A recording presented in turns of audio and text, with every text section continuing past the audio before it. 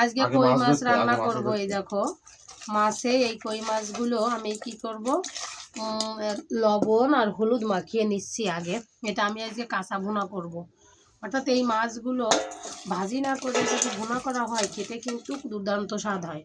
আমি তার জন্য আগে কি করেছি, এই দেখো এগুলো আমি মাখিয়ে নিলাম। এই যে দেশি কই মাছ, কিন্তু দেখো দেশি কই এগুলো রয়েছে। আমি লবণ আর হলুদ মাখিয়ে নিলাম এবং কমপ্লিট করে রাখা হয়েছে। যে মা এক সাইডে তেজপাতাটা যতক্ষণ না একদম মানে পুড়ে যাবে ততক্ষণ পর্যন্ত আমি নাড়াতে লাগবো। ভিতরে রয়েছে কিছুটা, 2টা পেঁয়াজ দিয়েছিলাম, একটা রসুন, আদা, ধনে, জিরে, কাঁচা লঙ্কা, শুকনো লঙ্কা আমি বেটে রেখেছি। এগুলো দিয়ে এই দেখো বাটাটা কতটা একদম সফট হয়েছে। কিন্তু আর একটু সফট হলে হতো। যতটা সফট হবে বাটাটা খেতে কিন্তু আরও বেশি স্বাদ বেরোয় প্রতিটি তরকারি। এই দেখো এবার তাকায় দেখো,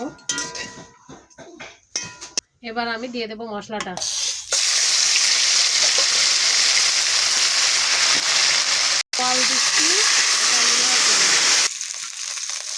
মশলার ভিতরে আমি লবণ গুঁড়ো দিব, দিয়ে নাড়িয়ে চাড়িয়ে আমি এটাকে কষিয়ে দিব ভালো করে। মশলাটা এই পর্যায়ে যখন আসবে, এই যে তেলটা ছেড়ে দিয়েছে, এই পর্যায়ে যখন আসবে তখন আমি এই মাছ ফ্রাইটাকে সুন্দর করে ভাপাতে দিব। কিছুটা নাড়িয়ে চাড়িয়ে নিব, উল্টাপাল্টা করে দিব যাতে সুন্দর করে এটা ভাপা হয়। আমি এসে ঢাকনা দিয়ে ঢেকে দিব কয়েক মিনিট। আমি 2টা এলাচ, একটা দারচিনি সুন্দর করে বেটে নিব। নামানোর আগে এটা আমি দিব।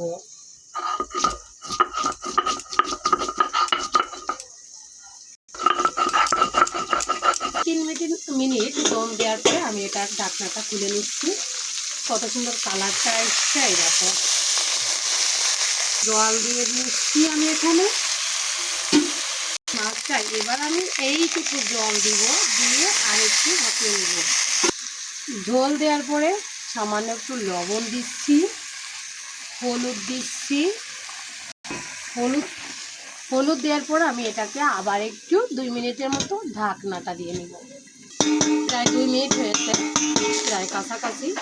ঢাকনাটা আমি তুলে দেখি ঝোলটা কেমন দাঁড়িয়েছে, রঙটা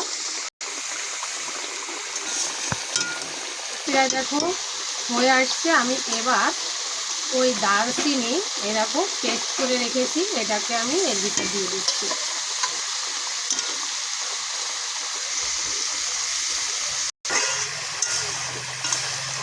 আমার কমপ্লিট হয়েছে কাঁচা মাছের, কই মাছের কাঁচা, যেটা আমি ভাজি করে নিই, এটা কই মাছ ভুনা। দেখো কালারটা কত সুন্দর আসছে। আর একটু শুকোবে ঝোলটা, আর একটু শুকোবে, কারণ আমি এখনো নামাইনি। দেখো কালারটা কত সুন্দর আসছে, খেতেও কিন্তু খুবই স্বাদ হবে।